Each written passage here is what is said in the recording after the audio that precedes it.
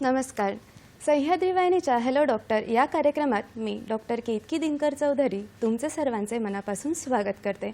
प्रेक्षक हो, hello doctor हा प्रायोजित कार्यक्रम असून यामध्ये आपण आरोग्य संबंधित विविध विषयांवर चर्चा करत असतो आणि तज्ज्ञांकडून मार्गदर्शन घेत असतो. प्रेक्षक हो, आपण बघितलेलं आहे की आपल्या आजूबाजूला बदलत्या जीवनशैलीमुळे आणि आपल्या बदलत्या आहार विहारांच्या पद्धतींमुळे सर्व समाजामध्ये अनेक प्रकारचे रोग वाढत चाललेले आहेत आणि त्यांच्यापैकीच एक असा रोग जो वाढत चाललेला आहे तो म्हणजे मधुमेह.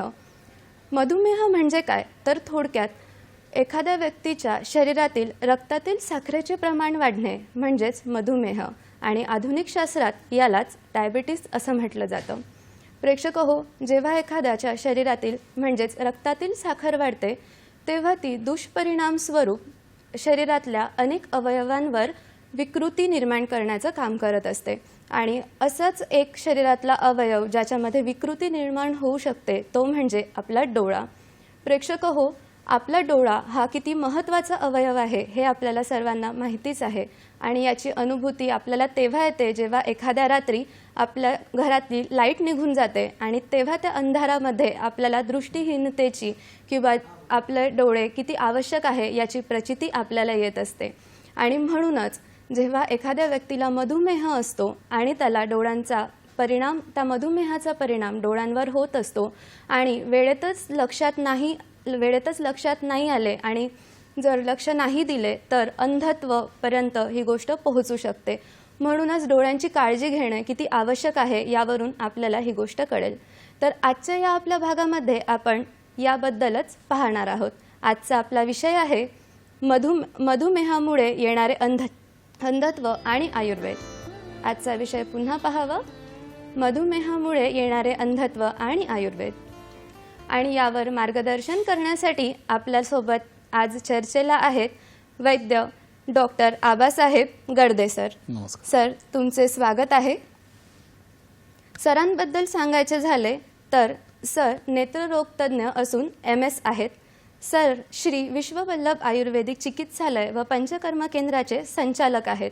17 वर्षांपासून सर आयुर्वेदिक चिकित्सक म्हणून कार्यरत आहेत. लहान मुलांचे विकार, स्त्रियांचे विकार, वंध्यत्व, वाताचे सर्व आजार, मेंदूचे विकार, तोंडाचे विकार, नाकाचे विकार, कानाचे विकार यासह अनेक आजारांसाठी हजारो रुग्णांवर सरांनी आयुर्वेदिक चिकित्सा केली आहे. डोळ्याच्या सर्वच दुर्धर विकारांच्या चिकित्सेमध्ये सरांचा प्रमुख हातखंडा आहे.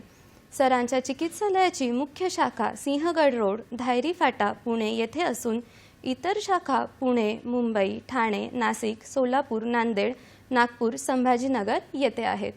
तर प्रेक्षक हो, आजचा आपला जो विषय आहे त्याच्याशी निगडीत तुमचेही काही प्रश्न असणार आहे, त्याच्यामुळे ते तुम्ही प्रत्यक्ष विचारून तज्ज्ञांकडून मार्गदर्शन घेऊ शकता. आज आपला विषय आहे की मधुमेहामुळे येणारे अंधत्व आणि आयुर्वेद. म्हणजे आज आपण आयुर्वेदिक दृष्टिकोनातून या गोष्टी बघून घेणार आहोत. तर आजकाल जे आपण बघत आहोत की मधुमेहाचे प्रमाण खूप जास्त रुग्णांमध्ये वाढत चालले आहे, तर त्यांचे नेमके कारण काय? खरं तर काय होतं, आपल्यात सांगून ठेवले देश तसा वेश. म्हणजे ज्या भागात राहतो त्या भागानुसार तुमची वेशभूषा असायला पाहिजे, तसं तुमचं खाणंपिणं असायला पाहिजे. उदाहरण द्यायचं झालं तर महाराष्ट्रात पुरणपोळी होते तशी ना ते केरळात होते ना काश्मीरमध्ये होते, ती महाराष्ट्रातच आहे. पण पुरणपोळी खाताना मात्र आपल्या महाराष्ट्रीयन लोकांमध्ये किंवा महाराष्ट्रीयन संस्कृतीच्या हिशोबानं पुरणपोळी खाताना कटाची आमटी, काकडीची कोशिंबीर, दुधावरती तूप हे असणं गरजेचं आहे. हे नसेल तर मग ती तुम्हाला जी पुरणपोळी खातो ती पचत नाही. एखाद्या सणाच्या हिशोबानं एखादा पदार्थ खायला सांगितला आहे, तो कसा खायला सांगितला हेही ग्रंथकाराने सांगून ठेवलेलं आहे किंवा आपल्या संस्कृतीच्या हिशोबानं ते घालून ठेवलेलं आहे. किंवा दुसरा प्रकार सांगतो जो रुटीन वापरला जातो टोमॅटो जेवणात प्रचंड अत्यंत भयंकर प्रमाणात वापरला जातो. म्हणजे असं एकही घर नाही, मी महाराष्ट्राच्या बाहेरचं नाही बोलत, मला माहीत नाही, सांगता नाही येणार, पण महाराष्ट्रातलं असं एकही घर नाही अगदी गरीब कुटुंबापासून श्रीमंत कुटुंबापर्यंत की ज्याच्या रोजच्या जेवणात टोमॅटो नाही. म्हणजे त्यांचं जेवण पूर्ण होतच नाही टोमॅटोशिवाय. म्हणजे वरणात अर्ध टोमॅटो तर घातलंच गेलं पाहिजे. पण हे पूर्वी टोमॅटो होता का नाही होता, पूर्वी वापर होता का नाही होता, पण मग तो आत्ता काय एवढा वापर होण्यामागचं कारण काय? आत्ता जे खरं तर म्हणजे वेळेचा अभाव म्हणा, आळस म्हणा, किंवा आपण अंधानुकरण करतोय पाश्चात्य संस्कृतीचं ते म्हणा. पिझ्झा बर्गर सारखे पदार्थ तर आपल्या जेवणात आलेलेच आहेत, पण टोमॅटोचा अतिवापर, टोमॅटो वरणात सतत खायला लागलात. टोमॅटो निषिद्ध नाही आहे, एक दिवस आठवड्यातनं केव्हा तरी टोमॅटो खाल्ला आहे, त्याचं सार करा, आमटी करा, वरणात घाला, काही करा, आणि मग तो रुटीन वापरत असेल आठवड्यातनं एकदा तर गोष्ट वेगळी आहे.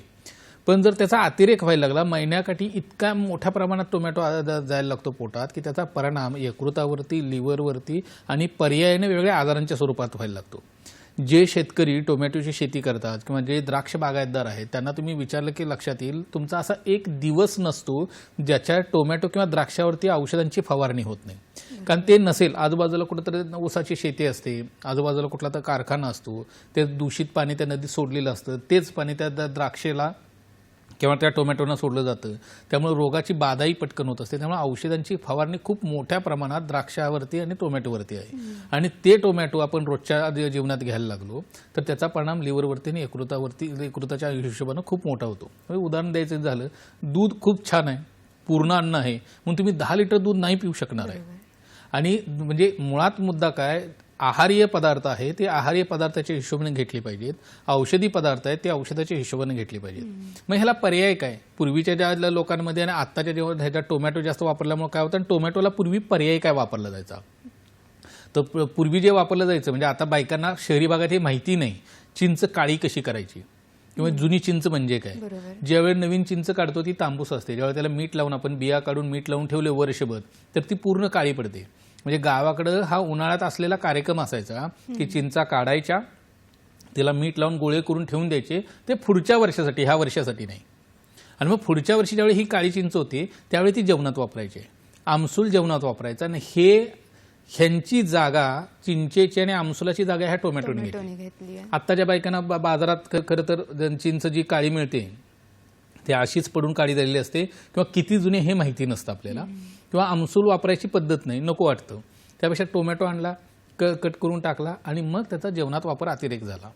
ह्या जी साधी गोष्ट सांगण्यामागचं कारण असं, हे जे आपल्यात राहतो त्या एरियानुरूप जे खाण्याचे पदार्थ आहेत किंवा जे आपल्या संस्कृतीत घालून ठेवलेत की हे चटण्या पाहिजेत किंवा हे ह्या गोष्टी जेवणात पाहिजे, ते सोडून आपण ते पाश्चात्य संस्कृतीचं अंधानुकरण करायचा प्रयत्न करतोय.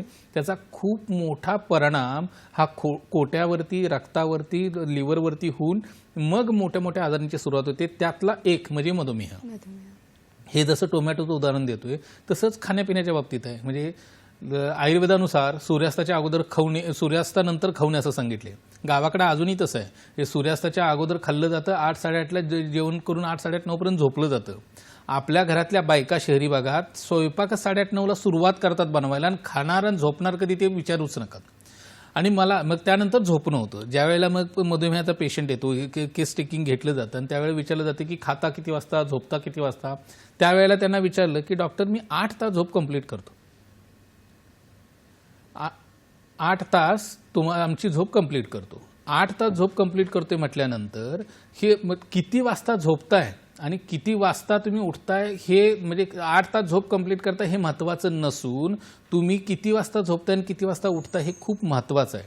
म्हणजे काय, तर तुम्ही रात्री 9-9:30ला झोपून 4-4:30-5ला उठणं हे संयुक्तिक आहे. तुम्ही रात्री 12ला झोपून सकाळी 8-9ला उठताय, 10ला उठताय हे चांगलं नाही. लोकांच्या डोक्यात काय, मी 8 तास झोप कंप्लीट करतोय ना, बाद झालं, मग त्याचा बाकी विचार करण्यासारखं नाही, मी माझी झोप कंप्लीट करतोय. आणि हे एक प्रमुख कारण आहे आत्ताच्या लोकांमध्ये आपल्याला मधुमेह आढळण्याचं. जसं खाण्याचे पदार्थ आहे, जसं झोपण्याची गोष्ट आहे, तसं दिनचर्येतला भाग आहे. म्हणजे आयुर्वेदात तुम्ही म्हणजे जर वैद्यांकडे कोण औषध घेत असतील तर मग त्यांना वैद्याने सांगितलं असेल की मुळात किंवा आता टिळक घ्या, टिळकांना मधुमेह झाला होता, त्यांनी सातू गाईला खाऊ घातली, मग ते शेणातून सातू बाहेर पडले, मग त्या सातूचं पीठ करून त्याच्या भाकऱ्या करून खाल्ल्या आणि मग त्यांचा मधुमेह कमी झाला, असं जे सांगितलं जातं. आयुर्वेदात सांगून ठेवले. या आयुर्वेदात मधुमेह झालेल्या रुग्णांना जर मधुमेह आटोक्यात आणायचा असेल किंवा मधुमेह हा प्रमेह म्हणजे आयुर्वेदात जो प्रमेह नावाचा व्याधी सांगितला आहे त्या प्रमेहातला एक प्रकार सांगून ठेवला, वाताचा मधुमेह. तर ते हे होऊ नये असं वाटत असेल तर चालणं किंवा व्यायाम असणं फार महत्त्वाचं आहे आणि ज्याचा अभाव आता आपल्याला बघायला मिळतो. लोक प्रचंड कष्ट घेत आहेत, हे 12 तास 13 तास 14 तास 15 तास काम करत आहेत. लोकांना काय वाटते, काम करतोय म्हणजे माझे कष्ट आहेत, कष्ट आहे म्हणजे व्यायाम आहे आणि मग मला काही आजार व्हायला नाही पाहिजे, असं नाही.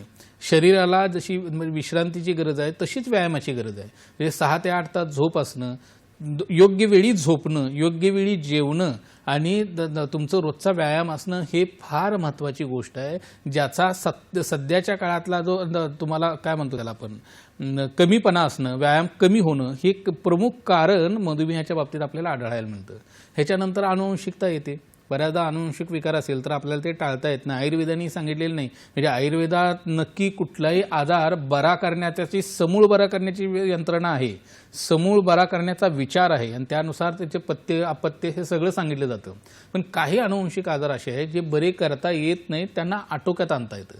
म्हणजे सांगायचा मुद्दा काय, प्रमेह झाला किंवा मधुमेह झाला, मधुमेह झाले की शरीरावरती दुष्परिणाम होणारे ठरलेले आहे. मग आयुर्वेदिक दिनचर्या आपण अवलंबली तर मग त्याचे कमीत कमी आजार जरी तो शरीरात राहिला तर त्याचे दुष्परिणाम वेगवेगळ्या आजार शरीरावरती वेगवेगळ्या शरीराच्या अवयवांवरती होतात, ते आपल्याला टाळता येतात. दिनचर्या झालं, झोपेच्या बाबतीत झालं, टोमॅटोसारखे पदार्थांच्या बाबतीत झालं, अवेळी खाणं त्याला अध्यशन म्हणतात. अवेळी खाणं खरं तर वेळी म्हणजे सकाळची जेवणाची वेळ 9 ते 11 आहे, संध्याकाळची जेवणाची वेळ 5 ते 7 आहे. पण ह्या 2 वेळच्या जेवणा व्यतिरिक्त सुद्धा भूक नसताना एकदा जेवण झालेलं असताना परत खाणं हे अध्यशन हेही आत्ताच्या काळातलं प्रमुख कारण आहे. तुम्ही एक वक्ता आहे, आधुनिक शास्त्राचे डॉक्टर आहेत, ते त्यांच्या व्याख्यानांमध्ये 2 वेळचं जेवण फक्त सांगतात, इतर वेळी खाऊ नये का. आणि आता काही क्लास असा वेगळ्या योगाचार्यांचे जसे अनुयायी आहेत तसे त्या डॉक्टरांचे अनुयायी आहेत, ते सांगतात आम्ही ह्यांचे फॉलोअर्स आहे. खरं नक्की आहे. म्हणजे हे कुठलं म्हणजे मी किंवा XYZ कुठले ते आधुनिक शास्त्राचे डॉक्टर सांगतायत आणि ते मी किंवा त्यांनी शोधून काढलेला हा विचार नाही. 2 वेळचं जेवण करणं फक्त, एकदा बोन ऑसिफिकेशन कंप्लीट झालं वय वर्ष 21 नंतर, हाडांची वाढ पूर्ण झाली की 2 वेळचं जेवण आणि भूक लागली तर 1 वेळचा नाश्ता एवढंच सफिशियंट आहे शरीराला. तुम्ही 10 वेळा खात राहिलात तर शरीर 10 वेळा तुमची डिमांड करत राहील. म्हणजे तुम्ही सततच चरत राहिलात, तुम्ही सततच खात राहिलात तर त्याचा परिणाम तसाच येणार आहे. लोकांचं बघा, मी ज्या वेळेला सांगायला लागतो की मुगाच्या डोशावरती शिफ्ट व्हा, नुसतंच मूग घ्या, रात्रीचं जेवण एवढं करा, रात्रीच्या जेवणातला भात बंद करा, हे सांगायला लागलं की आणि किंवा जेवणाची वेळ तुमची संध्याकाळी 6, 6:30, 7च्या अगोदर तुमचं जेवण करून घ्या. अंगावर झुरळ पडल्यासारखं लोक वागायला लागतात. अरे 6, 7ला जेवलं तर रात्री 9ला भूक लागल्यावर काय करू. लोकांच्या मनात भीती अशी असते की मी 6, 7ला जेवले की रात्री परत भूक लागेल. नाही लागत. मुळात सकाळचा अग्नी संध्याकाळचा अग्नी ह्याची तीव्रता जी आहे ती खूप फरक असतो. अन्न संध्याकाळचं जे जेवण आहे ते पचनकाळ खूप मोठा आहे, त्यामुळे तुम्हाला सकाळीच भूक लागेल, फक्त तो सवयीचा भाग आहे. हे रात्रीचं जेवण झाल्यानंतर सुद्धा काही महाभाग 9-10 वाजता आईस्क्रीम खाणारे, फिरायला 11 वाजता जाणारे, काही महाभाग तर मी बघितलेत असे की व्यायाम म्हणजे ऑफिसवरनं येतात, जेवण करतात आणि रात्री 9:30 वाजता व्यायामाला जातात. ह्या सगळ्या म्हणजे जी गोष्ट अनैसर्गिक आहे, जी गोष्ट वेळेनुरूप व्हायला पाहिजे ती न करता तुम्हाला जर सततचं चुकीच्या गोष्टी, कोणत्याही गोष्टी, झोपेची असो, जेवणाच्या वेळेची असो किंवा खाण्याच्या पदार्थांची असो, कोणत्याही गोष्टीचा अतिरेक हे मधुमेहाचं प्रमुख कारण आहे. त्यामुळं हा लोकांचा डोक्यात समज काय, मधुमेह म्हणजे पूर्वीच्या काळी व्हायचा आणि ते खरंही आहे. पूर्वीच्या काळी मधुमेहाचा पेशंट म्हणजे लघवीला मुंगळ्या लागल्या की मधुमेह झाला असं निदान व्हायचं त्यांचं. आणि मग त्यांना विचारलं की तो अतिशय गोड खाणारा माणूस असायचा. म्हणजे अशी फार दुर्मिळ लोक असायची. आणि आता मात्र घरटी आपल्याला मधुमेहाचे पेशंट मिळतात. आणि म्हणजे मधुमेह नाही, प्रमेहाचे. त्यातली बरीचशी जी लोक आहेत हे साध्य विकारांमध्ये येतात. म्हणजे खरं तर आयुर्वेदानुसार जेव्हा मधुमेहाचा विचार केला जातो, संतर्पणजन्य आणि अपतर्पणजन्य. संतर्पण म्हणजे काय, खाखा करणारी, बृहण म्हणजे खूप स्निग्ध गोष्टी, खूप सततची खाणारी लोक, आणि आपतर्पण म्हणजे अजिबात न खाणारी, दुर्लक्ष करणारी. म्हणजे दोन्ही गोष्टी ह्या वाईटच आहेत. म्हणजे कोणत्याही गोष्टीचा अतिरेक, अति खाणंही वाईट आहे, न खाणंही वाईट आहे. मध्यम मार्ग लोक शोधतच नाहीत. कुपोषित लोक असेल तरी त्यांना वाताचा परिणाम, त्यांना मधुमेह यायला लागतो, म्हणजे प्रमेह यायला लागतो. तसं दुसरं कफानं रूप येणारे 10 प्रकार आहेत, पित्तानं रूप येणारे 6 प्रकार आहेत, वातानं रूप येणारे 4 प्रकार आहेत. त्यातले बरेचसे प्रकार तर साध्य आहेत. आणि ह्याच्या व्यतिरिक्त आता जो आपल्याला सापडतो स्ट्रेस शुगर म्हणून आहे, किंवा उपद्रवात्मक म्हटले की लगेच कांच्या कपाळाला आट्या पाडायला लागतात. म्हणजे मुळात उपद्रवात्मक हा प्रकार हा बरा होणार असतो. म्हणजे काय, फॉर एक्झाम्पल टायफॉइड होऊन गेलाय, त्याची ट्रीटमेंट योग्य पद्धतीची केली गेली नसेल, किंवा कावीळ झाली, कावीळीची ट्रीटमेंट योग्य पद्धतीची केलेली नसेल, तर त्याचा परिणाम लिव्हरवरती एवढा मोठा व्हायला लागतो, रक्ताची क्वालिटी खराब व्हायला लागते. मग काही लोकांमध्ये आपल्याला रक्त शर्करा, मूत्र शर्करा वाढलेली दिसत असते. बऱ्याचदा माझ्याकडे कितीतरी लोक असे आहेत की 12, 13, 14 वयोगटातली मुलं आहेत ज्यांना गोवर कांजण्या टायफॉइड होऊन गेले, निमोनिया होऊन गेलाय, डेंग्यू होऊन गेलाय, आणि मग 1 वर्ष 1.5 वर्षानं त्यांना शुगर डिटेक्ट झाली. आणि मग अशा लोकांची शुगर ही कंट्रोलच येत नाही ना गोळ्या नाही येते, ना इन्शुलिन नाही येते. मग त्यांना भयंकर प्रश्न पडतो, अरे निदान तर केलंय आपण मधुमेहाचं, इन्शुलिन पण देतोय, गोळ्याही देतोय, आणि तरी त्यांची शुगर कंट्रोलमध्ये येत नाही, करणार तर काय.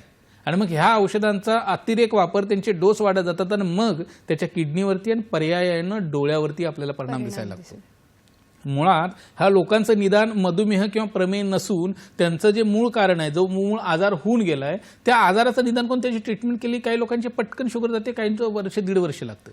पण मूळ निदान हे मूळ आजार वेगळा असतो आणि दिसतं वेगळं. आणि आपण आधुनिक शास्त्राचा जो बेसच असा आहे की जे दिसतंय त्याच्यावर ट्रीटमेंट आहे, ते का दिसते याचा विचारच केला जात नाही. आयुर्वेदात ते का दिसते याचा बेसिक विचार आहे. त्यामुळे ही उपद्रवात्मक जर शुगर असेल, जर यकृतावरती परिणाम झाला, आतड्यांवरती परिणाम झाला, आणि तुम्हाला जर मधुमेह झाला असेल, तर त्या मूळ आजाराची ट्रीटमेंट करणं गरजेचं आहे. त्यामुळे मधुमेहाची कारणं अनंत आहेत. पण आपण विचार करताना जसं कोणत्याही गोष्टीचा, सर्वसामान्य लोकांनाही डोक्यात ठेवण्याची गोष्ट, कोणत्याही गोष्टीचा अतिरेक करायला लागलो, मग ते रात्री जागरण, दिवसाची झोप, अतिरेक खाणं, जेवणाच्या अनियमित वेळा, झोपेचं सगळी बोजवारा होणं, किंवा उपद्रवात्मक आजार असेल आणि त्याची ट्रीटमेंट न करणं.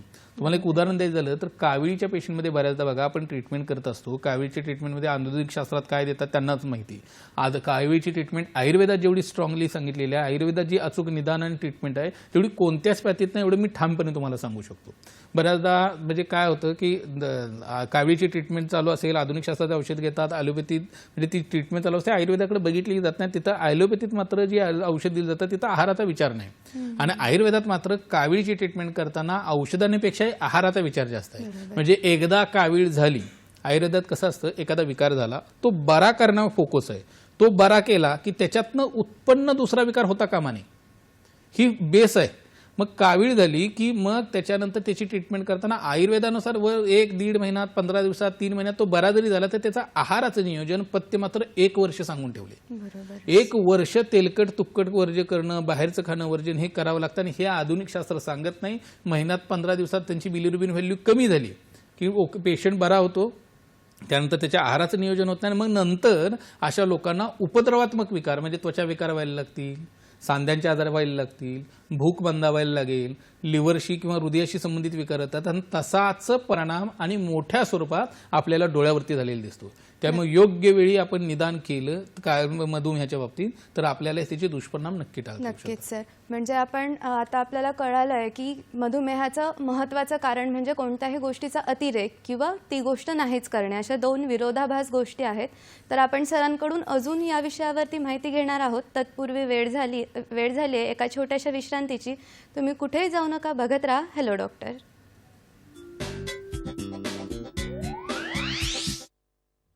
मधुमेहामुळे येणारे अंधत्व आणि आयुर्वेद श्री विश्ववल्लभ आयुर्वेदीय चिकित्सालय व पंचकर्म केंद्र शाखा पुणे, मुंबई, ठाणे, नाशिक, सांगली, औरंगाबाद, नांदेड, सोलापूर, नागपूर.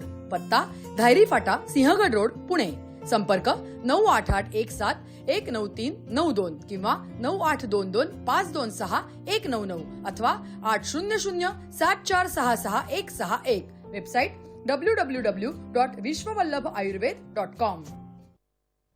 मधुमेहामुळे येणारे अंधत्व आणि आयुर्वेद श्री विश्ववल्लभ आयुर्वेदीय चिकित्सालय व पंचकर्म केंद्र शाखा पुणे, मुंबई, ठाणे, नाशिक, सांगली, औरंगाबाद, नांदेड, सोलापूर, नागपूर. पत्ता धायरी फाटा, सिंहगड रोड, पुणे.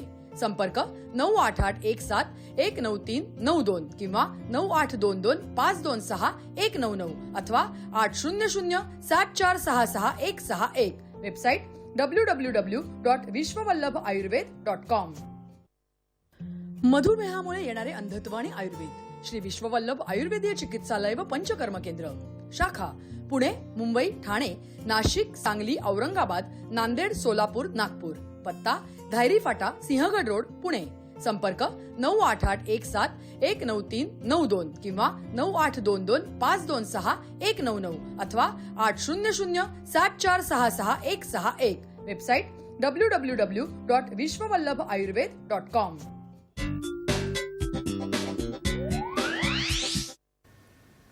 विश्रांतीनंतर हॅलो डॉक्टरमध्ये तुमचे सर्वांचे पुन्हा एकदा स्वागत. आजचा आपला विषय आहे मधुमेहामुळे येणारे अंधत्व आणि आयुर्वेद, आणि यावर आपल्याला मार्गदर्शन करत आहेत doctor Abasaheb Gadade sir. Sir, आपण मधुमेहाबद्दल बघत होतो, तर आपण मधुमेहाची कारणं बघितली होती. तर आता मधुमेहामुळे पूर्ण शरीरावरती काय दुष्परिणाम होतो आणि तसंच डोळ्यांवरती काय दुष्परिणाम होतो? सांगतो. खरं तर हा खूप मोठा आणि चांगला प्रश्न आहे, जो लोकांपर्यंत पोहोचला पाहिजे. जसं मगाच्या बाबतीत मी आहाराच्या पत्त्याच्या बाबतीत सांगितलं, देशविद्या तसा विष सांगितलं, तसं खाण्याच्या बाबतीत. तर एक थोडं उदाहरण देतो, मग ह्या उपद्रवांवरती जाऊ. जसं आता केरळात गेलात तर मुख्य आहार त्यांचा भात आहे, कोकणात गेलात तर मुख्य आहार भात आहे. आणि जनरली पण मधुमेहाचा पथ्य सांगताना भात वर्ज्य सांगितला जातो. तिथं करायची एक पद्धत आहे. तुम्ही कोकणात भात शिजवताना वरचं जे पाणी ते काढून टाकलं जातं, परत गरम पाणी टाकून परत शिजवलं जातं आणि तो कुकरमध्ये शिजवला जात नाही. तर हे एक प्रमुख कारण आहे की अन्न शिजवायच्या पद्धती हे एक प्रमुख कारण आहे जे प्रमेहासाठी आपल्याला हे करावं लागतं. जसं आता पुण्याच्या भागात गेला तर कोठ्याचे विकार जास्त, त्वचा विकार जास्त, दम्याचे आजार जास्त. मुंबईच्या वातावरणानुसार आजारपणाची जी संगती आहे किंवा विकारांची जी संख्या आहे ती वेगळी आहे. तसं आपण पदार्थ शिजवतो कसे, त्याची ओव्हन वापरायची पद्धत आहे, फ्रीजचा अतिरेक वापर आहे, ह्याही तितक्याच गोष्टी महत्त्वाच्या आहेत मधुमेहासाठी. त्यामुळे ह्याही वर्ज्य करणं तितकंच महत्त्वाचं. आता आपण विकारांच्या हिशोबानं, मधुमेह हा सर्व शरीर बाधा करणारा विकार आहे. मुळात काय करतं, मधुमेह झाला तो पहिला घाला कशावर असतो, तर तो रक्तावरती असतो. रक्त खराब व्हायला लागतं, रक्ताची क्वालिटी खराब व्हायला लागते. मग रक्त खराब झालं तर असा शरीरावरती काय परिणाम होतो, दुष्परिणाम होतो. मुळात आयुर्वेदानं रक्ताला जीवन म्हटले. म्हणजे शरीरात जे चलनवलन चालू आहे, चयापचय चालू आहे, शरीराचं जे पोषण होतं ते फक्त आणि फक्त रक्तामुळे होतं. नवीन काय शरीरात तयार करायची जी उर्मी आहे म्हणा किंवा जे ऊर्जा आहे म्हणा, ती फक्त रक्ताची आहे. आयुर्वेदानुसार जे शरीर बनतं ते 7 धातूंचं आहे: रस, रक्त, मांस, मेद, अस्थि, मज्जा आणि शुक्र. त्यात अपत्यप्राप्ती ही जर शुक्राचा गुण सोडला तर बाकीचं शरीरातलं जे काही नवीन तयार करणार आहे ते फक्त रक्त करतं. आलं लक्षात? त्यामुळे रोज काही पेशीमध्ये आपण आंघोळ न केली तर अंगाला वास यायला लागतो. तो काय येतो, तर डेड सेलचा वास येतो. त्या पेशी मारतात, त्या पेशी जशा मारतात तशा नवीन पेशी तयारी होतात. आणि हे करण्याचं काम जे आहे ते रक्त करतं. ज्या वेळेला हा मधुमेह म्हणजे प्रमेहावरनं आपण डायग्नोसिस करतो, त्यातला कुठला कफामुळे असो, पित्तामुळे असो, वातामुळे असो, कुठलाही प्रकार, आयुर्वेदानुसार जे 20 प्रकार प्रमेहाचे सांगून ठेवले त्यातला कुठलाही प्रकार झाला तर तो रक्तावरती परिणाम करायला लागला, डायबिटीजचा रक्तावरती परिणाम व्हायला लागला, तर पहिल्यांदा काय व्हायला लागतं, तर त्याचं नवीन फंक्शन जे आहे, नवीन पेशी तयारीची जी प्रोसेस आहे ते हॅम्पर करतं. ते एकदा हॅम्पर व्हायला लागलं की मग अवयवांची क्षमता जी आहे ती कमी व्हायला लागते. म्हणजे तुम्ही बघितलं असेल, इन्शुलिन घेतलेले लोक बरेच खूप वर्ष चालू आहेत, रोबोट सारखे चालतात. म्हणजे त्यांच्या हातात पाय चालताना सपोर्टला काठी असते, पण ते पाय अगदी उचलून तेवढेच पाय टाकणार आणि तेवढेच माफक चालणार, अशी अवस्था येते. मग ते येते का? तो जो परिणाम येतो तो शरीराच्या प्रत्येक अवयवाचं फंक्शन ते हॅम्पर करते. ते हृदयाचं फंक्शन हॅम्पर करते, ते किडनीचं फंक्शन हॅम्पर करतं, ते आतड्याचं फंक्शन हॅम्पर करतं, ते लिव्हरचं फंक्शन हॅम्पर करतं आणि ते मेंदूचं आणि पर्यायानं डोळ्याची फंक्शन हॅम्पर करतं. हा पहिल्यांदा भाग कुठला येत असेल तर त्याची कर्म, त्या अवयवाची कर्म आहेत ते कमी व्हायला लागतात. मग काहीही कारण नसताना बऱ्याच वेळेला डोळ्यावरती काहीच कारण नाही, शुगर आहे, ती कंट्रोलमध्ये आहे, तरी दिसणं कमी व्हायला लागतं, झीज व्हायला लागते. का झीज होते? सिंपल गोष्ट आहे ना. जर एखाद्या गोष्टी जर तुम्ही म्हणजे आता दूध गरम करायला ठेवले आणि ते नुसतंच गरम होते तर त्यातल्या पाण्यात अंश कमी होऊन तिची बासुंद्याचं खव्यात रूपांतर होणार आहे ना. त्यात जर तुम्ही पाणी घातलं तर त्याचं म्हणजे ते आटायचं थांबणार आहे कंटिन्यू जेवढं आटेल तेवढं पाणी घालत राहिला तर त्याची क्वांटिटी तेवढी राहणार आहे. तसं ज्यावेळेला नवीन पेशी तयार होत राहतील, नवीन रक्त तयार होत राहील, तर शरीराचं चलनवलन चांगलं राहणार आहे. जर ते नवीन रेशोच म्हणजे जर फॉर एक्झाम्पल सांगायचं झालं तर 100 पेशी मारतायत आणि तुमच्या 20च पेशी तयार होत आहेत, तर रेशो बघा ना हा. मग शरीराची प्रचंड प्रमाणात झीज व्हायला लागली तर मग एज रिलेटेड मॅक्युलर डिजनरेशन सारखी अवस्था. एज रिलेटेड मॅक्युलर डिजनरेशन म्हणजे काय? वृद्धकाळामुळं पडद्याची होणारी झीज. अशी लक्षणं लहान वयातच दिसायला लागतात. म्हणजे वयाच्या 25 आणि 26व्या वर्षी जर तुम्हाला मधुमेह किंवा शुगर झाली तर वयाच्या 40व्या वर्षी म्हणजे दिसणं कमी व्हायला लागतं. ह्याचं कारण का? कारण रक्तावरती परिणाम झालाय, पेशी तयार व्हायचा रेशो कमी व्हायला लागतो आणि तुमच्या शरीराची झीज व्हायला लागते. आणि मग अशा वेळेला तुम्हाला त्या झीज व्हायला लागली की पोषक म्हणजे पंचायत अशी होते, शुगर हा संतर्पणजन्य विकार आहे. म्हणजे काहीतरी घाणेरडं खाल्ले, साठले, शुगर वाढली आणि अशा वेळेला जर झीज झाली तर ट्रीटमेंट करणं कर्म कठीण होऊन बसतं ना. झीज करायची असेल तर बृहण म्हणजे पौष्टिक गोष्टी द्या असा एका अर्थ होतो आणि दुसऱ्या बाजूला ते पौष्टिक खाल्ले म्हणूनच मधुमेह आहे. मग अशा विवंचनेत अडकतो वैद्य की ह्याची ट्रीटमेंट करायची तर कशी. आणि मग बऱ्याचदा ते योग्य निदान नाही झालं किंवा योग्य वेळी ट्रीटमेंट नाही गेली की अशा रुग्णांमध्ये अंधत्व येतं. बऱ्याचदा एज रिलेटेड मॅक्युलर डिजनरेशन आहे किंवा झीज आहे तो वातामुळे आलेली आहे, वृद्धकाळामुळे आलेली आहे. बऱ्याचदा त्याचा मागे हिस्ट्री डायबिटीस आहे किंवा कोणताही मोठा आजार आहे असं काही नसताना जर झाला असेल तर वाताची ट्रीटमेंट केली, बृहण चिकित्सा केली तर बऱ्याचदा त्यांची दृष्टी वाचवता येते. पण ज्यावेळेला मधुमेह असेल आणि रक्तावरती परिणाम झाला असेल तर मग मात्र आपल्याला अशा केसेसमध्ये फार अवघड होऊन बसतं. म्हणून योग्य वेळी त्याची जी ट्रीटमेंट निदान म्हणजे जसं मी सांगितलं की तुमच्या मधुमेह आलाय कशाला, आलाय का, ट्रीटमेंट डोक्यातनं लोकांनी हे काढलं पाहिजे. मधुमेह आलाय आणि मी औषधं घेतो म्हणजे ओके, तुम्ही काय वाटेल ती ट्रीटमेंट आधुनिक शास्त्राची घ्या. मधुमेह झाला की तुम्हाला काही ना काही उपद्रव त्या शरीरावर होणार हे नक्की आहे. मग त्यासाठी तुमची दिनचर्या किंवा जो मधुमेह ज्याच्यामुळे आलाय ते कारण काढणं अतिशय गरजेची गोष्ट आहे. आणि ती योग्य वेळी नाही केली तर मात्र दृष्टीच नाही, शरीराचे वेगवेगळे व्हायटल ऑर्गन डॅमेज होत असतात. म्हणजे सर लोक असं करतात की मी स्वतः बघितलंय असं की मला डायबिटीस आहे मग मी गोळी घेतो आणि मी गोड खातो. अगदी बरोबर. आणि हे सांगणारी लोक आहेत. माझ्याकडे कितीतरी पेशंट असे आहेत की म्हणतात डॉक्टर तुमचे औषध आणि पथ्य पाळून माझी कंट्रोल शुगर जी आहे ठेवण्यापेक्षा मी किती गोड खाल्लं ना औषधाची एका दिवशी गोळीचा डोस वाढवून घेतला की माझी शुगर कंट्रोलमध्ये. त्यांना शुगर कंट्रोल म्हणजे फक्त रक्तातली शुगर कंट्रोल करणं हे नाहीये ना मुळात. म्हणजे जर तुमची शुगर कंट्रोलमध्ये आहे तर मग तुम्हाला इतर उपद्रव नाही व्हायला पाहिजेत. कितीतरी आयुष्यात आपण बघतो की आयुष्यभर औषधं खाणारी लोक आयुष्यभर औषधं खाणारी लोक जी आहेत ती जर तुमची शुगर कंट्रोलमध्ये ठेवून सुद्धा त्यांचा व्हायटल ऑर्गन डॅमेज होतो ना. मग जर तुमची शुगर कंट्रोलमध्ये आहे तर मग व्हायटल ऑर्गन डॅमेज व्हायला नाही पाहिजे. पण मग तो होण्यामागचं कारण तो रक्तातला दोष आहे. हेच तर सांगतोय आपण की मूळ कारण शोधावंच लागेल. तुम्ही आधुनिक शास्त्राची किती औषध घ्या पण मूळ कारण शोधून ते बंद नाही केलं तर तुमच्या शरीरावरती हानी ठरलेली आहे. तर सर आपण या विषयाकडे परत येऊ. आपल्याला एक फोन येतो आहे राजाराम कावडे बुलढाण्यावरून. सर तुमचा प्रश्न विचारा.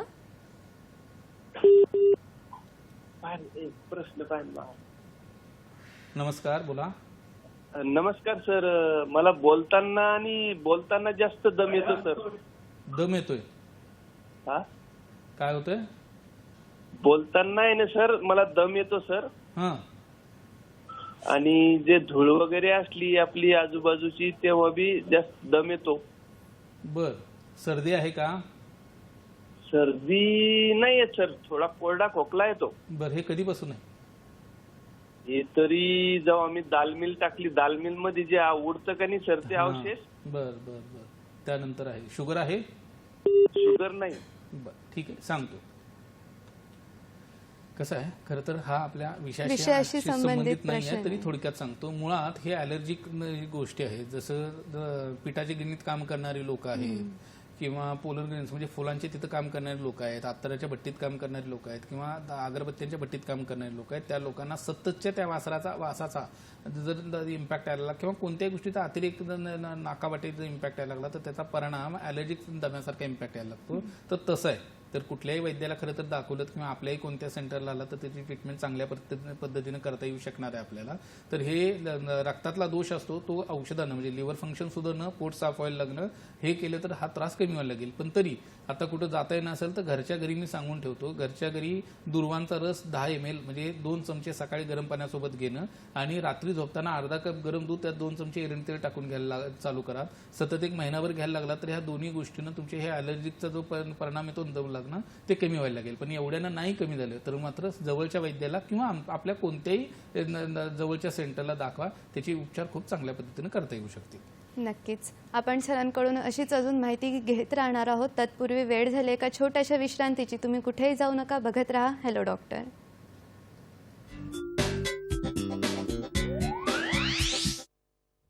मधुमेहामुळे येणारे अंधत्व आणि आयुर्वेद श्री विश्ववल्लभ आयुर्वेदीय चिकित्सालय व पंचकर्म केंद्र, शाखा पुणे, मुंबई, ठाणे, नाशिक, सांगली, औरंगाबाद, नांदेड, सोलापूर, नागपूर.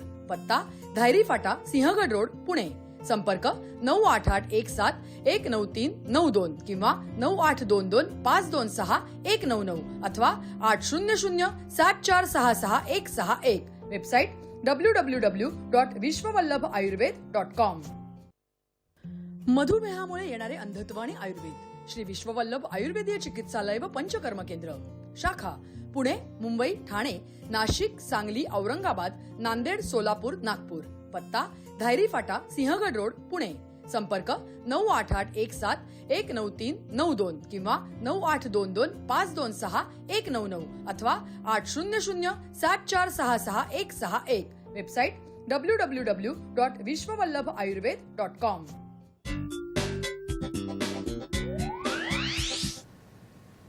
विश्रांतीनंतर हॅलो डॉक्टरमध्ये पुन्हा एकदा स्वागत आहे. आजचा आपला विषय आहे मधुमेहामुळे येणारे अंधत्व आणि आयुर्वेद, आणि यावर आपल्याला मार्गदर्शन करत आहेत डॉक्टर आबासाहेब गडदे सर. आपण सर मधुमेहाविषयी चर्चा करत होतो. तत्पूर्वी आपल्याला एक फोन येतोय पंढरपूरवरून. सुनील सर. सुनील सर, तुमचा प्रश्न विचारा. नमस्कार डॉक्टर. नमस्कार, बोला की. माझ्या मिसेसचं वय 58 आहे. बर. तिच्या घरामध्ये मधुमेहाची अनुवंशिकता आहे. बर.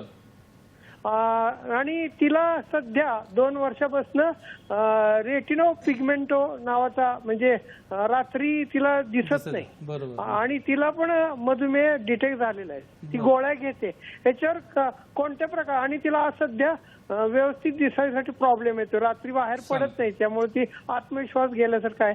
तर ह्याच्यावर उपचार काय करता येईल? रेटिनायटिस पिगमेंटोजा कधी झालं निदान? रेटिनोपॅथीचं निदान आता 1.5 वर्षापूर्वी. बर, सांगतो मी. सांग. ठीक आहे. मुळात काय, रेटिनायटिस पिगमेंटोजा हे जे ते सांगतायत ते म्हणजे रातांधळेपणा होणं आणि मधुमेह हे 2 भिन्न गोष्टी आहेत. पण काही वेळेला रेटिनायटिस पिगमेंटोजा म्हणजे रातांधळेपणा. आयुर्वेदानुसार रातांधळेपणा म्हणजे कफविदग्ध दृष्टी, म्हणजे कफामुळं दृष्टीला बाधा यायला लागली की रात्री दिसायचं कमी होतं, आणि तो आयुर्वेदानुसार साध्य प्रकार आहे. पण बऱ्याच आजारांचे दुष्परिणाम म्हणून आपल्याला रेटिनायटिस पिगमेंटोजा किंवा रातांधळेपणा हे सिम्पटम दिसतं. त्यातला एक विकार म्हणजे तुम्हाला मधुमेह दिसतो. मधुमेहाच्या पेशंटमध्ये, बऱ्याच वेळेला लिव्हर सिरोसिसच्या पेशंटमध्ये रात्री दिसायला कमी यायला लागतं. कोठ्याच्या बऱ्याच आजारांमध्ये, सर्दीच्या पेशंटमध्ये आपल्याला रात्री दिसणे कमी होतं, आणि त्या मूळ आजाराची ट्रीटमेंट करणं गरजेचं आहे. आता ह्या रुग्णाच्या बाबतीत मात्र आपल्याला हे आधी डिफरन्शिएट करायला लागेल की हे 2 भिन्न विकार आहेत, म्हणजे व्याधी संकर आहेत. 2 वेगवेगळे विकार एकत्र एका रुग्णामध्ये दिसत आहेत का एका आजाराचा परिणाम स्वरूप आरपी निदान झालं. त्यामुळे हे डिफरन्शिएट केल्याशिवाय ट्रीटमेंट करणं कठीण आहे. पण ह्या विकारांमध्ये जर मधुमेहाचा परिणाम स्वरूप रातांधळेपणा हे सिम्पटम दिसत असेल तर मधुमेहाचं मूळ कारण शोधणं, म्हणजे जसं त्यांनी आता सांगितलं की त्यांची जीन्समधनं आहे, म्हणजे हेरिडिटरी विकार आहे, तर जीनचा विचार करणं म्हणजे शुक्रधातूचा विचार करणं, मधुमेहातला म्हणजे प्रमेहातला कोणता प्रकार आहे त्याचा विचार करणं, आणि मग रातांधळेपणाच्या एका बाजूला ट्रीटमेंट करणं. तर योग्य पद्धतीने निदान केलं तर हे जे आपल्याला रात्रीचं दिसणं जे आहे जरी दुरुस्त नाही करता आलं तर कमीत कमी अंधत्व टाळता येऊ शकतं. काही काही रुग्णांमध्ये रात्री दिसणे सुधरवता येतं. पूर्ण नाही बरं केलं तर काही लोकांची पर्सेंट वाईज व्हिजन रात्रीची म्हणजे आपल्याला दुरुस्त करता येते. काही लोकांच्या बाबतीत बरीचशी रिकव्हरीही होते, रात्री दिसणं बऱ्यापैकी सुधारता येतं. हे फक्त व्यक्तिपरत्वे बघून चेक करून ट्रीटमेंट करणं गरजेचं आहे. फक्त हे जर निदान योग्य पद्धतीचं व्हायला पाहिजे आणि योग्य वेळेला त्यांचं दाखवून ट्रीटमेंट करायला पाहिजे. घरच्या घरी ह्या दोन्ही आजारांची, कारण हेरिडिटरी आहे आणि आरपी हा दोन्ही मोठे विकार आहेत, तर घरच्या घरी ह्याचं औषध सांगणं फार कठीण गोष्ट आहे. वैद्यांच्या सल्ल्यानं करायला पाहिजे. आपल्या कोणत्याही सेंटरला तुम्ही दाखवलं तर त्याची ट्रीटमेंट खूप चांगल्या पद्धतीने करता येईल. फक्त जवळच्या सेंटरला आपल्याला दाखवा. नक्कीच तुम्हाला तुमच्या प्रश्नाचं उत्तर मिळालेलं असेल. सर, आपण आता दुष्परिणाम, डोळ्यांच्या दुष्परिणामांबद्दल बोलत होतो, तर अजून त्याच्याबद्दल काय जसं मी सांगितलं की तुम्हाला झीज व्हायला लागते. आता शुगरमुळं पडद्याची जी झीज व्हायला लागते हे लोकांच्या म्हणजे लक्षातही येत नाही. हे तसंच म्हणजे हे जसं शरीरावरती डोळ्यावरती परिणाम आहे तसा तो शरीरावरती येतो, म्हणूनच रोबोट सारखी लोक चालत असतात. हे जसं झिजेच्या बाबतीत आहे तसंच पडद्याला सूज यायला लागते, म्हणजे वारंवार पडद्याला सूज येते. काही लोकांच्या नसांना सूज यायला लागते, काही लोकांच्या डोळ्यामध्ये रक्तस्राव व्हायला लागतो आणि काही लोकांचा पडदाही फाटतो. आता ह्याच्या प्रत्येक गोष्टीत कारण आहे. म्हणजे रक्तस्राव होण्यामागचं कारण काय, तर रक्तस्राव होण्यामागचं कारण फक्त मधुमेह किंवा प्रमेह नाही, तर त्याची ट्रीटमेंट ही तितकाच मोठा पार्ट आहे. बरोबर. आयुर्वेदानुसार कोणत्याही आजाराची चिकित्सा करणं हे जे आहे तर पथ्य आहे. म्हणजे पथ्य काय अपथ्य काय याचा विचार करून त्याचं ट्रीटमेंट करणं आहे. त्या गरज असेल तर त्याची औषध आहेत आणि गरज असेल त्यानुसार त्याची शोधन चिकित्सा म्हणजे क्रियाकल्प, डोळ्यांच्या हिशोबाने क्रियाकल्प आणि पंचकर्मातला भाग आहे. ह्या पद्धतीनं तो समूळ विकार काढून टाकला पाहिजे. हे आयुर्वेदिक कन्सेप्ट आहे. आधुनिक शास्त्रात काय दिसतंय, जे फ्रेममध्ये बसते त्या फ्रेममध्ये बसून त्याचं डायग्नोज करायचं, त्याला नाव द्यायचं आणि त्याची ती ट्रीटमेंट चालू करायची. जर आपण सप्रेस करायला लागलो कोणतीही गोष्ट सांगतोय, कोणतीही गोष्ट सप्रेस करायला लागलो तर आयुर्वेदात त्याचा परिणाम विषासारखा यायला लागतो. म्हणजे अपाचित अन्न जरी शरीरात कोठ्यात पडून राहायला लागलं तरी त्याला विषासारखी लक्षणं तयार व्हायला लागतात. आमविष, गरविष आयुर्वेदात कन्सेप्ट सांगून ठेवली. विदग्धाजीर्ण म्हणून पित्तामुळे होणारा एक आजीर्णातला प्रकार आहे. त्याच्यात शेवटचं लक्षण मृत्यू सांगून ठेवले. म्हणजे हे कधी आपण आपल्या लोकांना वाटत आजीर्णानं मृत्यू कधी येतो का, मरतं का माणूस कधी, काही डॉक्टर सांगतात असं होतं ना. पण हे विदग्धाजीर्णात मृत्यू येत असेल तसंच तुमचा आजीर्ण आहे, डोळ्यात म्हणजे पोटात तुमच्या अपाचित अन्न पडून राहिले किंवा सततच तुम्ही खात राहिलाय तर ती विषासारखी परिणाम येतात. तसंच नको त्या गोष्टी नको त्या विकारांसाठी घेत राहिलात म्हणजे अननेसेसरी कोणत्याही आजाराची औषध तुम्ही वर्षानुवर्ष घेत राहिलात तर मात्र त्याचा परिणाम शरीरावरती विषासारखा यायला लागतो. आणि मग ही विष शरीरात तयार व्हायला लागली, एक रक्ताची क्वालिटी खराब होते आणि मग ते कुठंही रक्तस्राव व्हायला लागतो. मग तो मधुमेहाच्या पेशंटमध्ये मेंदूत रक्तस्राव होतो, डोळ्यामध्ये रक्तस्राव होऊ शकतो, हृदयाचं फंक्शन कमी होऊ शकतं, किडनीचं फंक्शन त्या विषांमुळे परिणाम होऊ शकतो. काही लोकांच्या आतड्यांवरती मेजर इम्पॅक्ट यायला लागतो, रिकरन्सी पोटाचे विकारांची व्हायला लागते. काहींना मधुमेहाच्या पेशंटमध्ये ग्रहणी बसायला लागते, काहींना जसं आत्ताच्या पंढरपूरच्या पेशंटनी जशी आपल्याला सांगितलं आरपी आहे तसं काही रुग्णांमध्ये ह्या विषांचा परिणाम स्वरूप, ह्या औषधांना चुकीच्या औषधांचा परिणाम स्वरूप आपल्याला डोळ्यांचे विकार मागे लागायला लागतात. तर ह्याचं निदान म्हणजे मूळ मुद्दा आपला तोच आहे की मूळ आजाराची ट्रीटमेंट जी चुकीच्या पद्धतीनं करतोय, मूळ निदान न करता त्याचे दुष्परिणाम भयंकर आहेत. आणि त्याच्यात मग आपल्याला पडद्याला वारंवार सूज येऊ शकते, पडदा फाटू शकतो, रक्तस्राव होऊ शकतो आणि आपल्याला कायमचं अंधत्व येऊ शकतो. फार जबाबदारीने मी सांगतोय, मधुमेह हा विकार, प्रमेह हा विकार जो बरा न करता, त्याची दिनचर्या न करता दरवेळेला आधुनिक शास्त्रात सांगतो म्हणजे आयुर्वेदाचं ट्रीटमेंट घ्या असं अजिबात होत नाही. जर गरज असेल तर ट्रीटमेंट, गरज नसताना फक्त दिनचर्या जरी बसवलं त्या लोकांना, उठायचं किती वाजता, झोपायचं किती वाजता, खायचं किती वाजता, काय खायचं आणि तुमची दिनचर्या कशी आखायची एवढं जरी केलं तरी काही लोक मधुमेहातनं बाहेर पडतात. तुम्ही बऱ्याचदा आता तुम्ही बघत असाल डायबिटीज रिव्हर्सल प्रोग्राम नावाच्या नावाखाली कितीतरी डॉक्टर लोक हे मार्गदर्शन करताना दिसत आहेत आणि होताना दिसतंय. मग काय वेडे आहेत का ते डॉक्टर? तो होत नाही का? आणि जर होत नसेल तर लोक घेतील का औषध? साधा विषय आहे की तुमची दिनचर्या चुकीची आहे ती दुरुस्त केली की तुमची रक्तशर्करा ड्रॉप व्हायला लागते, तुमचा विकार बरा व्हायला लागतो. म्हणजे सांगायचा मुद्दा मूळ निदान फार महत्वाचं आहे आणि ते न केल्यामुळं तुम्हाला हे दुष्परिणाम दिसायला लागतात. आणि म्हणून त्याची ट्रीटमेंट जी आधुनिक शास्त्रानं करतो म्हणजे पडद्याला सूज आली आणि त्याचे इंजेक्शन आहे, रक्तस्राव झाला तर त्याचं लेझर करतोय, डिजनरेशन आहे तर त्याची काही ट्रीटमेंटच नाही, ऑप्टिक नर्वला सूज आली तर ते स्टेरॉइड वापरतोय. ह्या ज्या ट्रीटमेंट करतो त्याची कायमस्वरूपी ट्रीटमेंट होत नाही. आपण मधुमेह आहे त्याची आधुनिक औषधं घेतोय, त्याचा शरीरात विषासारखा परिणाम येतो आणि हे विकार येतो आणि त्या विकाराची परत ट्रीटमेंट करतो. ती ट्रीटमेंट केली की तात्पुरत्या स्वरूपात ट्रीटमेंट होते, महिना, 2 महिने, 3 महिने, 6 महिने गेली की परत तो रिवर्स झाला. मग परत रिव्हर्स झाला की परत तिची पहिले पाडे 55 पद्धतीची जी ट्रीटमेंट, लेझर असो, इंजेक्शन असो किंवा स्टेरॉइड असो, ती ट्रीटमेंट परत रिपीट होते आणि एका ठराविक क्षमतेनंतर, एका ठराविक दिवसानंतर डोळा रिस्पॉन्ड करायचा बंद करतो, पडदा आणि त्या ऑप्टिक नर्व खराब व्हायला लागते. म्हणजे वारंवार सूज येऊन स्टेरॉइड म्हणून म्हणत नाही, वारंवार सूज घेतोय आणि आपण स्टेरॉइड घेतोय, सूज कमी केली, पण हे फ्रिक्वेंटली होत राहिलं तर मग कायमस्वरूपी मागची नस सुकते, त्याला ऑप्टिक ॲट्रोपी म्हणतो आणि कायमचं अंधत्व येतं. तसंच वारंवार रक्तस्राव व्हायला लागला, वारंवार आपण लेझर करायला लागलो तर पडदा शिल्लकच राहत नाही आपल्याला रक्तस्राव व्हायला आणि नंतर कायमचा अंधत्व होते. तसंच सुजेच्या बाबतीत आहे, सूज वारंवार यायला लागली आणि वारंवार आपण इंजेक्शन घ्यायला लागलो तर एक स्टेज अशी येते की रेटिनल डिटॅचमेंट बसते आणि पडदा फाटतो. बरोबर. सांगायचा मुद्दा, मधुमेह हा विकार तर भयंकर आहेतच, मेंदूपासून पायाच्या नाकापर्यंत तो बाधा तर करतोच, पण त्याची चिकित्सा योग्य पद्धतीनं नाही केली तर त्याच्या चिकित्सेचेच इतके मोठे दुष्परिणाम आहेत की त्यामुळं आपल्याला कायमस्वरूपी अंधत्व होतं. त्यामुळे योग्य वेळी योग्य वैद्यांच्या सल्ल्यानं ट्रीटमेंट करणं फार गरजेची गोष्ट आहे. नक्कीच प्रेक्षक हो, तुम्हाला आता कळालं असेल की योग्य वेळी योग्य चिकित्सा घेणं किती महत्त्वाचं आहे. आणि आता आपण ही जी सर्व चर्चा केली तर यावर योग्य उपचार काय हे आपण नक्कीच बघणार आहोत. पण तत्पूर्वी वेळ झाले का छोट्याशा विश्रांतीची. तुम्ही कुठेही जाऊ नका, बघत राहा हॅलो डॉक्टर.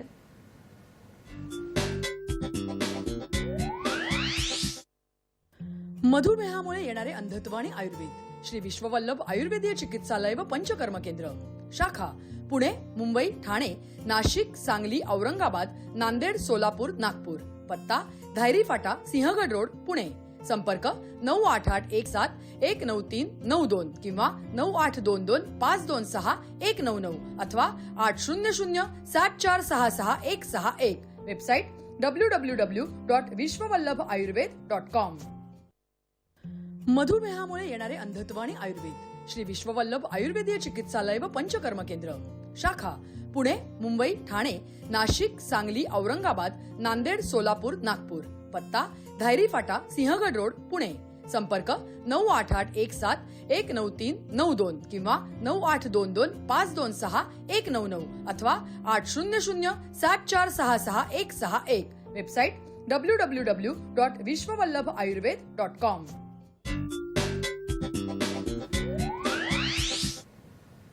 विश्रांतीनंतर हॅलो डॉक्टरमध्ये तुमचं सर्वांचे पुन्हा एकदा स्वागत. आज आपण चर्चा करत होतो विषयावरती मधुमेहामुळे येणारे अंधत्व आणि आयुर्वेद, आणि त्यावर आपल्याला मार्गदर्शन करत आहेत डॉक्टर आबासाहेब गडदे सर. प्रेक्षक हो, आपण मधुमेहाविषयी चर्चा करत होतो. आपण चिकित्सा बघणार आहोत. तत्पूर्वी आपल्याला एक कॉल आलेला आहे गोंदियावरून, सुरेंद्र खोब्रागडे. सर, तुमचा प्रश्न विचारा. मॅडम, मला माझ्या डोळ्याला नाही का 2-4 म्हणजे वर्ष झाले असतील, थोडा बारीक दिसते, कमी दिसते, तर त्याच्यामुळे ब्लर दिसते डाव्या डोळ्याला. त्याच्यासाठी मी डॉक्टरचा सल्ला घेतला, तर डॉक्टरांनी म्हटलं ठीक आहे म्हणे, तुम्ही म्हणे एक काम करा, ओसीटी करा म्हणे. डॉक्टरांनी ओसीटी करायला सांगितलं. मी नागपूरला एम्स मध्ये जाऊन ओसीटी केला, तर त्यांनी रिपोर्ट दिला तर हलकीशी सूज आहे म्हणे, पण मला शुगर आणि बीपी दोन्ही आहे. तर त्याच्यामुळे मला आता डॉक्टरचा सल्ला म्हणून मी डॉक्टर साहेबासोबत बोलतो मी. ठीक आहे सर, यांचा प्रश्न असा आहे की त्यांना डोळ्यांना कमी दिसतं आणि त्यांना शुगर आणि बीपी दोन्ही आहेत, तर त्यांना त्याच्यावर उपचार हवे. वय किती आहे? वय किती आहे? 58 होतं. बरं, सांगतो. मुळात काय, जर शुगर आणि बीपी असेल आणि तुमची दृष्टी कमी व्हायला लागली तर आधी दृष्टीपटलाच्या तपासणी होणं गरजेची गोष्ट आहे. म्हणजे ते दिसणं कमी होण्यामागचं कारण बऱ्याचदा जसं मी आता मागापासून सांगतोय की रक्तस्राव आहे, सूज आहे, डिटॅचमेंट आहे किंवा झीज झाली, हे बघणं गरजेचं आहे. मग त्याचे औषधोपचार करता येतात. ह्या प्रत्येक स्टेजमध्ये नुसतं दिसणं कमी झाले तर घाबरण्यासारखी गोष्ट नाही. फक्त तपासणी करू देत. तर एकदा तपासणी कुठल्याही आजूबाजूच्या डॉक्टरांकडे जाऊन तपासणी केल्याने मग मूळ कारण काय, म्हणजे सूज आली का, रक्तस्राव का, झीज का, मग नसांची झीज, ह्यानुसार मग ट्रीटमेंट वेगळी आहे. पण तरी घरच्या घरी चंद्रप्रभा वटी म्हणून गोळी मिळते बाजारात, कोणत्याही चांगल्या कंपनीची घ्या. 3-3 गोळ्या सकाळ संध्याकाळ घ्यायला चालू करा. रात्री झोपताना अर्धा कप गरम दुधात 2 चमचे एरंड तेल घ्यायला चालू करा. जोपर्यंत कुठल्या वैद्यांकडे किंवा डॉक्टरकडे दाखवत नाही तोपर्यंत हे दोन्ही चालू करा. तुमच्या दृष्टीमध्ये सुधारणा व्हायला लागेल नाही झाली तर मग जवळच्या वैद्यांना किंवा कोणत्याही नेत्ररोग तज्ज्ञांना दाखवून तपासण्या करून मग वाटल्यास आपल्या पर्सनल नंबरवरती फोन करा. काय करायचं पुढचे मार्गदर्शन करण्यात येईल. नक्कीच सुरेंद्र सर, तुम्हाला तुमच्या प्रश्नाचे उत्तर मिळालेलं असेल. तर सर, आपण मधुमेहाबद्दल आणि डोळ्यांवरचे त्याचे दुष्परिणाम याबद्दल चर्चा करत होतो. तर अजून काय दुष्परिणाम होऊ जसं मी हे सांगितलं की हे मेजर दुष्परिणाम आता कॉमनली आपल्याला आढळतात. शरीरावरचं तर दिसताच आहे, मेंदूला सूज आले, पॅरालिसिससारखे सिम्पटम दिसत आहेत, कोठ्यावरती परिणाम आहे, सांध्यांवरती परिणाम आहे, हे तर आपल्याला दिसतंच आहे. डोळ्यांच्या हिशोबाने ज्यावेळी विचार करायला लागतो त्यावेळेला मग त्याचा परिणाम आपल्याला हे टाळता येतो का नाही. बरोबर. मुळात वैद्यांकडे नाही गेलं, मी घरच्या घरी ज्यांची इन्शुलिन डिपेंडेंट पेशंट आहेत किंवा ज्यांचे औषध उपचार घेऊनही शुगर कंट्रोलमध्ये येत नाही, त्यांनी मी सांगतो तो घरच्या घरी प्रयोग करून बघा, 1.5 महिन्यात तुमचा बराच फायदा व्हायला लागेल. नाही झालं तर मग वैद्यांना दाखवणं गरजेची गोष्ट आहे. बरोबर. सर, आणि याची चिकित्सा आपण मग अजून काय ह्याच्यासोबतच बोलून घेऊया. तर ह्याच्यासोबत ज्यांना शुगर जास्त आणि डोळ्यावरती परिणाम झाला आहे त्यांनी फक्त सकाळचं जेवण व्यवस्थित ठेवून जेवणातला भात, भाकरी आणि चपाती बंद केली, मुगाचे डोसे जेवणात घ्यायला चालू केले, मूग डाळीचे म्हणजे आंबवून नाही, मूग डाळीचे डोसे केले फक्त, किंवा दिरडं करून घेतो तसं घेतलं, भाज्यांसोबत खायला चालू केलं, सकाळ संध्याकाळच्या जेवणात भात, जसं ज्वारीची भाकरी, चपाती आणि भात बंद करून 1-1.5 महिना केलं तर तुमची इन्शुलिन डिपेंडंट असलेली शुगर सुद्धा किंवा अनकंट्रोल शुगर सुद्धा कमी व्हायला लागते, त्याच्या डोळ्यावरती दुष्परिणाम कमी व्हायला लागतात. हा साधा प्रयोग आहे. मग लक्षात येईल तुमच्या की आहाराचा परिणाम तुमच्या शुगरवरती किती मोठा आहे. त्यामुळे घरच्या घरी हे आपल्याला प्रयोग करता येतात. तर आता राहिला ज्यांचा दुष्परिणाम डोळ्यांवरती झालाय त्यांनी काय काय करता येऊ शकेल. खरं तर डोळ्यात रक्तस्राव झाला असेल तर दुर्वांचा रस सकाळ संध्याकाळ 2-2 चमचा घ्यायला चालू केलं तर मग डोळ्यातला रक्तस्राव आस्ते आस्ते कमी व्हायला लागतो. काही लोकांना डोळ्यात रक्तस्राव असतो, शुगर असते आणि त्यासोबत पोटाचे विकार आहेत. खरं तर डोळ्याच्या सगळ्या विकारांमध्ये ज्या वेळेला पोटाशी निगडीत विकार असतील किंवा कोणत्याही विकारात ज्या कोठ्याशी निगडीत त्या विकाराचा परिणाम स्वरूप कोठ्यावर परिणाम झाला असेल अशा सगळ्यांसाठी अमृत म्हणजे एरंड तेल आहे. बऱ्याचदा अंजन नावाची कन्सेप्ट आहे किंवा अच्युतन नावाची एक आयुर्वेदात कन्सेप्ट आहे. जसं पोट साफ व्हायला पाहिजे तसं डोळ्यातले दोषी गेले पाहिजेत, तसं ते होण्यासाठी सुद्धा डोळ्यात एरंड तेल टाकायचा प्रकार आहे. जर एरंड तेल डोळ्यात आपण आच्छोतून 1-1 ड्रॉप टाकायला लागलो तर त्याचा परिणाम डोळ्यातली घाणीचा निचरा कमी व्हायला लागतो आणि निर्मळ डोळे व्हायला लागतात. तसंच कोठ्यातले दोष असतील, क्रोनिक कॉन्स्टिपेशन असेल, शुगर आहे, क्रोनिक कॉन्स्टिपेशन आणि हायपरटेन्शन आहे आणि त्याचा परिणाम डोळ्यावरती रक्तस्राव झाला असेल तर अशा लोकांनी एका बाजूला दुर्वांचा रस 2-2 चमचा सकाळ संध्याकाळ घेणं आणि रात्री एरंड तेल घेणं हे अमृता समान काम करायला लागतं. कोठ्यातले दोष कमी व्हायला लागतात, त्यांचं ब्लिडिंग आपसूक कमी व्हायला लागतं आणि व्हिजनमध्ये इम्प्रूव्हमेंट व्हायला लागते. पण ह्याच्यानंतर मात्र ते होऊ नये ह्याच्यासाठी आयुर्वेदिक चिकित्साच करणं गरजेची गोष्ट असते. मग त्यातली काही पंचकर्म असतील, म्हणजे बस्ती नावाची चिकित्सा आहे, काही लोकांना विरेचन द्यावं लागतं, काही लोकांना खरं तर जी कफाशी निगडीत प्रमेयाचे पेशंट असतील किंवा कफाशी निगडीत काही विकार आहेत, इतर विकार म्हणजे सर्दीसारखा प्रकार आहे कफाचा आणि त्याचा परिणाम रेटिनल बिल्डिंग झाला आहे आणि अशा पेशंटमध्ये जर मधुमेहासारखे विकार असतील त्यांना काही वेळेला लघुमनाचा एक प्रकार करायला लागतो.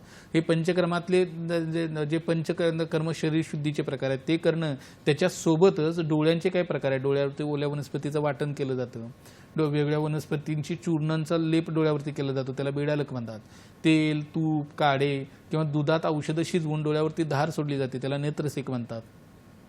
हे जसे तेल, तूप, काढे आणि दुधातली जे औषधं सिद्ध करून ती डोळ्यात सोडली जाते त्याला अच्युतन म्हटलं जातं. जळू काही लोकांमध्ये लावली जाते, नस्य काय प्रकार आहे. हे डोळ्यांसाठीची पंचकर्म वेगळी आणि शरीर शुद्धीचे पंचकर्म वेगळी.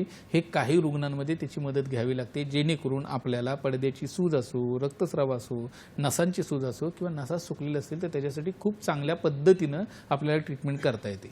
मुळात लक्षात घ्या, औषध उपचार, पंचकर्म, नेत्रविकाराची पंचकर्म हे एका बाजूला ट्रीटमेंटचा पार्ट झाला, पण आपल्या हातातली गोष्ट काय आहे तर आपली दिनचर्या सुधारणं. जसं मी सुरुवातीला व्याख्यानाच्या सुरुवातीला सांगितलं होतं की नको त्या गोष्टींचा अतिरेक करणं किंवा अजिबातच न करणं. म्हणजे जेवण केलं तर इतकं 4-4 वेळा करणं, नाहीतर अगदी 3-3 दिवस नाही जेवणं, ह्या जो गोष्टीचा परिणाम यायला लागतो तो परिणाम टाळणं आणि मग त्याच्यासोबत योग्य वैद्यांच्या सल्ल्यानं त्यांच्या मार्गदर्शनाखाली चिकित्सा करून घेणं की जेणेकरून आपल्याला प्रमेयामुळं आपलं अंधत्व नक्की टाळता येऊ शकतं. नक्कीच प्रेक्षक हो, आज खूप महत्त्वाची माहिती सरांनी आपल्याला दिलेली आहे. तुम्हालाही आजच्या या आपल्या चर्चेमधून महत्त्वाची माहिती मिळालेली असेल. सर, तुम्ही येथे आलात, आम्हाला मार्गदर्शन केलं, त्याबद्दल मी दूरदर्शन, सह्याद्री वाहिनी आणि हॅलो डॉक्टरच्या संपूर्ण टीमकडून तुमचे आभार मानते. धन्यवाद. प्रेक्षक हो, तुम्ही सुद्धा असेच आमच्यासोबत नेहमी राहा, म्हणजे तुम्हालाही नवीन नवीन विषयांवरती चर्चा, महत्त्वाची माहिती मिळत जाईल. असेच आमच्यासोबत कनेक्ट राहा. पुढच्या भागामध्ये नवीन विषयासह, नवीन तज्ज्ञांसह आपण भेटूया. तोपर्यंत स्वस्थ राहा, मस्त राहा. धन्यवाद.